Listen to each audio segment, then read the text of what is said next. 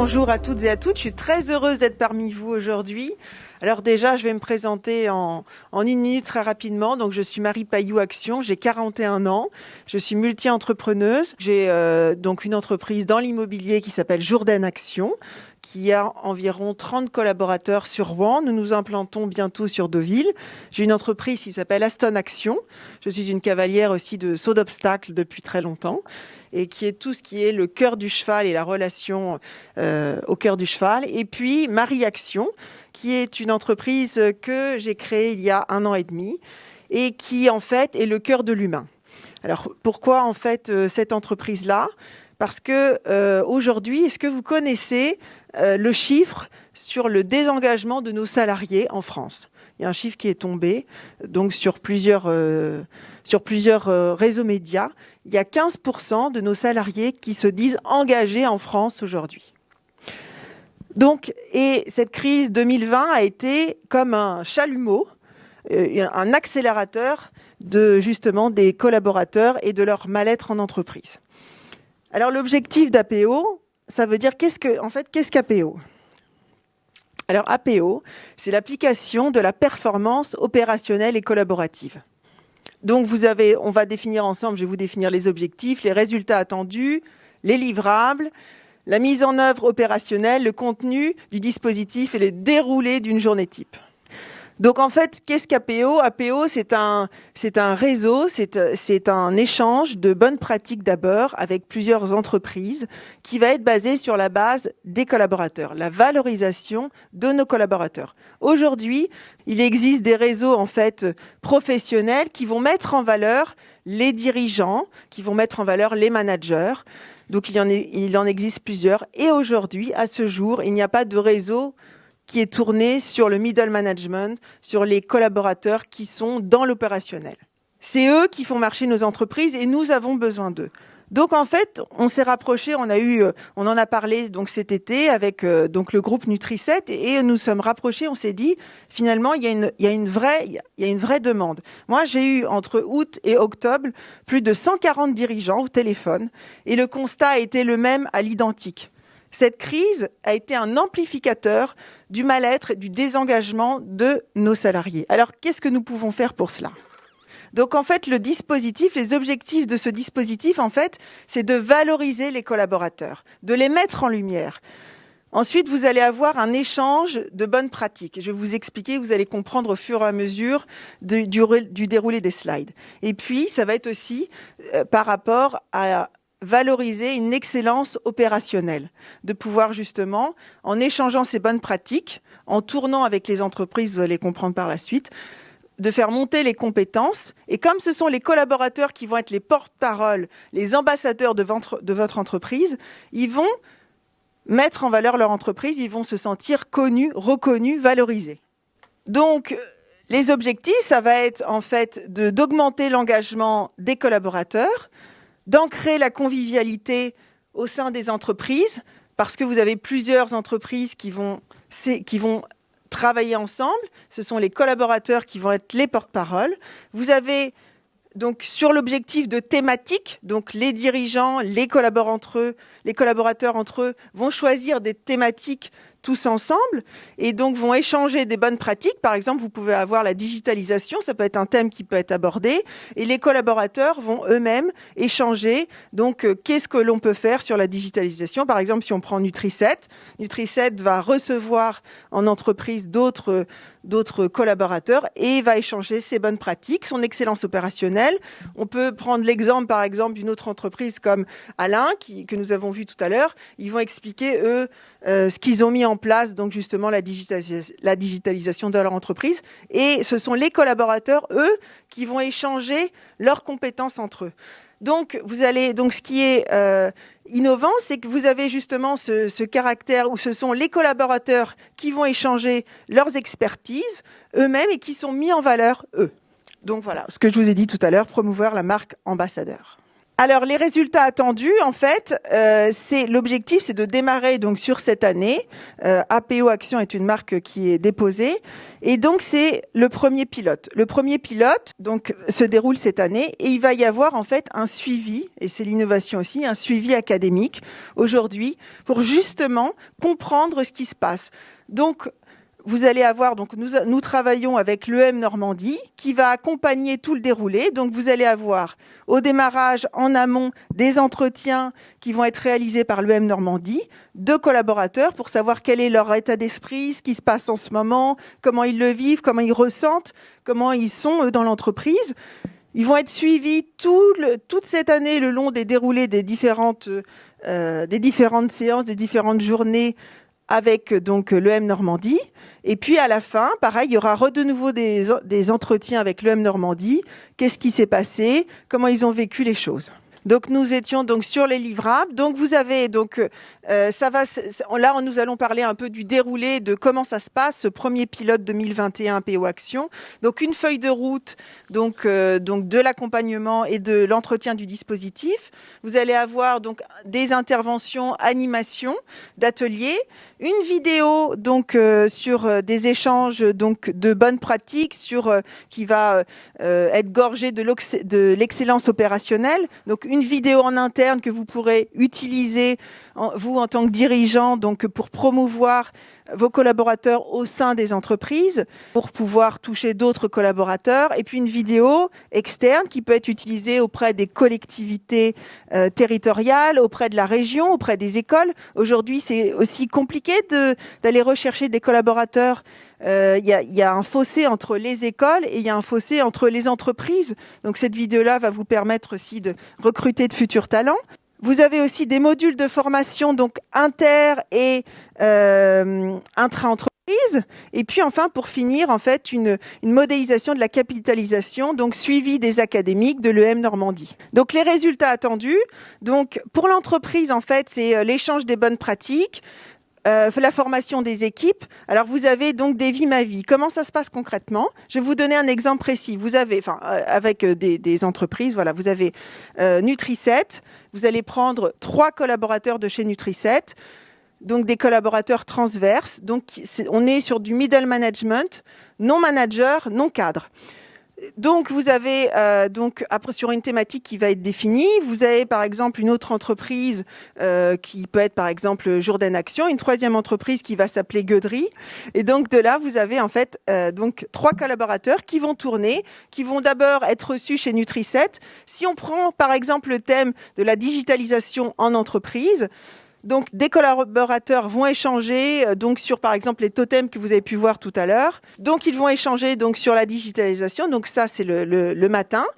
Ensuite, donc ils seront reçus à nouveau, par exemple, par une autre entreprise. Si on prend l'entreprise Gueuderie Construction, eux, ils évoqueront quelles sont leurs bonnes pratiques de la digitalisation. Et puis l'entreprise Jourdain Action qui expliquera quelles sont les bonnes pratiques. Alors l'objectif, en fait, de tourner comme ça, c'est que ça va permettre aux collaborateurs déjà d'assimiler de nouvelles compétences, parce que vous savez que si jamais vous êtes manager, vous êtes dirigeant, ça fait juste 1 an que vous expliquez à votre collaborateur que la digitalisation, il doit faire comme ci, il doit faire comme ça.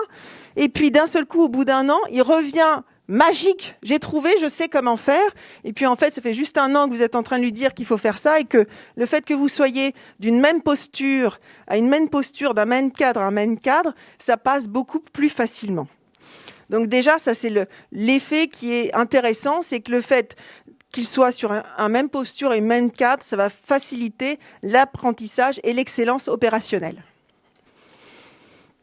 La motivation et l'engagement des collaborateurs.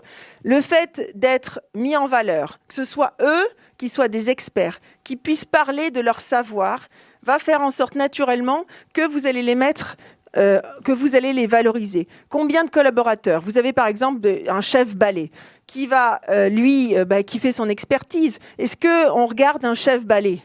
Non, aujourd'hui, un chef balai, oui, c'est bien, il est expert, mais en fait, cependant, ça prend du temps pour un dirigeant de le former, de compter sur lui. Si jamais ce chef balai, par exemple, ce chef balayeur se sent mal et part ou change de voie, c'est compliqué pour le dirigeant de à nouveau le reformer, de le garder. Donc, en fait, c'est très important de pouvoir justement les mettre en valeur et de leur donner du focus. La notoriété de l'entreprise, oui, c'est important parce qu'aujourd'hui, c'est une vraie problématique de recruter. Le recrutement, c'est un vrai challenge pour nous, dirigeants, de trouver des bonnes personnes et de pouvoir de trouver des talents. Aujourd'hui, il y a un fossé qui est en train de se fausser. Il y a une tendance qui est générale sur le nombre de personnes qui veulent se mettre auto-entrepreneurs et qui veulent se mettre à leur compte. Alors, Là maintenant, c'est vraiment de notre responsabilité en tant que dirigeants de faire des choses et de créer des concepts, de créer des réseaux pour leur dire oui, tous ensemble, on va vous donner la parole, on va vous donner de l'espace, on va vous valoriser pour vous dire que vous pouvez être aussi bien en entreprise et puis ralentir ce mouvement qui est justement cette tendance de se mettre auto-entrepreneur ou de se mettre à son compte. Alors donc pour les collaborateurs, donc c'est ce que je vous disais, la mise en valeur de leur expertise et la valorisation personnelle, la reconnaissance est quelque chose de très important. Un fort sentiment d'appartenance. Quand vous avez un collaborateur qui parle de son entreprise, par exemple, dans les entretiens, moi je vais vous donner un exemple, dans les entretiens, le premier entretien, moi c'est un collaborateur qui le fait lorsque je recrute. Parce que ce sont eux qui sont vraiment les marqueurs de nos sociétés, ce sont eux qui nous représentent. Donc si eux, ils savent faire passer les valeurs de l'entreprise, faire passer ce qui est important pour eux, ce qu'ils attendent d'une autre personne, c'est du gagnant-gagnant. Une prise de recul. Aujourd'hui, un collaborateur, c'est un challenge pour lui de le faire sortir parce que si jamais on lui dit allez viens, on va parler un peu, il va vous dire non, j'ai pas le temps là, j'ai ça à faire. Il est pris, il est noyé dans l'opérationnel. Donc déjà, il a des difficultés à prendre du recul, par rapport aux événements, par rapport aux problématiques. Il va sans arrêt gérer des problématiques, gérer des difficultés. Et qu'est-ce que ça a en fait comme impact direct dans les sociétés ? C'est qu'il va avoir des difficultés d'émotions, à gérer ses émotions. Pourquoi ? Parce qu'il est tout le temps noyé dans l'opérationnel, il a du mal. Nous, on a quand même des choses pour prendre du recul en tant que dirigeant, et c'est même déjà sport. Alors, imaginez un collaborateur. Et donc, en fait, contribuer différemment au rayonnement de l'entreprise en tant qu'ambassadeur. Donc pour finir, en fait, comment ça se déroule ? Donc vous avez une journée qui va être au départ sur la création du lien que j'animerai autour du cheval. Donc les collaborateurs qui viendront sur la base du volontariat. Ça va être des collaborateurs qui vont être transferts. Ce qui va être intéressant, c'est d'avoir un collaborateur, par exemple, qui soit expert comptable et un collaborateur qui soit commercial. Vous voyez bien déjà les difficultés qu'ils ont de communiquer entre eux. Un expert comptable a une posture qui est très analytique, très cadrée, très structurée. Un commercial, lui, il est plus dans l'ouverture, dans la relation. Les deux ont des difficultés à communiquer, même au sein d'une même entreprise. Donc, le fait de mettre ce thème-là autour du cheval, ça met tout le monde sur une même posture. Si ceux qui veulent monter à cheval et faire une découverte, moi j'ai mon monitorat d'équitation, donc ce sera dans le cadre d'un centre équestre. Donc soit faire un peu d'équi-coaching, soit pouvoir monter à cheval, mais ça a le mérite de mettre tout le monde sur le même pied. Ensuite, donc, ça, c'est la première journée création, en fait, de la relation.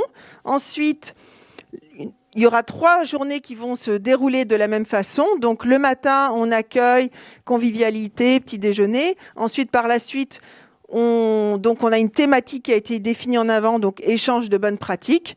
Le midi, déjeuner, et puis l'après-midi, vous aurez un conférencier qui viendra faire monter, apporter de nouvelles compétences, stretcher le cerveau des collaborateurs, leur ouvrir de nouvelles horizons. Ensuite, de 16h à 17h, l'objectif, ce sera de leur dire qu'est-ce que vous avez retenu, qu'est-ce que vous allez implémenter dans vos entreprises, c'est quoi les pépites pour vous. Vous avez une 4e journée sur l'année qui va être animée autour de tout ce qui est communication assertive. Aujourd'hui, c'est un vrai challenge de pouvoir communiquer bien, de façon non violente. Communication donc assertive et puis intelligence émotionnelle. Et enfin, la dernière journée, ce sera avec les dirigeants, les dirigeants, la certification, la célébration de ce cursus APO Action, bien sûr suivi tout le long par l'EM Normandie. Voilà. Je vous remercie. Combien ça coûte ? Alors aujourd'hui, nous sommes en fait en fin de finalisation. Nous avons eu hier encore l'EM Normandie. Donc la question est de se dire est-ce que nous avons envie, nous dirigeants, d'impacter donc de créer un nouveau mouvement, de faire des choses pour nos entreprises. Donc, est-ce qu'on a envie de faire les choses là à l'instant T ou est-ce qu'on a envie de s'asseoir sur la durée et de créer des choses sur la durée ? Donc, je suis avec la région pour voir les financements. Donc, on est en train de finaliser. Donc, ça, je pourrais être plus précise, vous le redire très rapidement. Ouais. Un peu plus tard. Oui. Enfin, on est vraiment sur la fin, mais c'est vrai que j'attends des aides de la région aussi. Donc, d'accord. Comment Alors, vous organisez des rencontres entre entreprises. Oui. Et qui parle dans ces rencontres ? C'est là que j'ai pas compris. C'est les collaborateurs de l'entreprise accueillante qui parlent, qui présentent l'entreprise, ou c'est le dirigeant de l'entreprise ?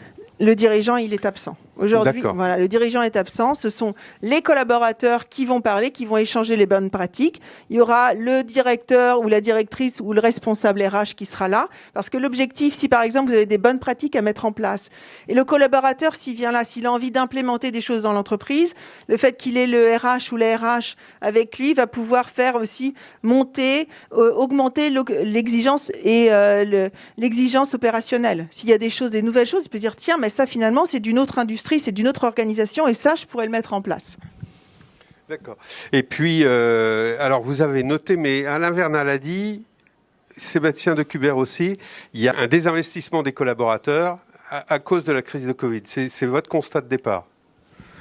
Ça l'était déjà un peu avant. Clairement, le Covid a été en fait un chalumeau, un accélérateur de ce phénomène. Belle journée. Merci beaucoup, Marie. Merci.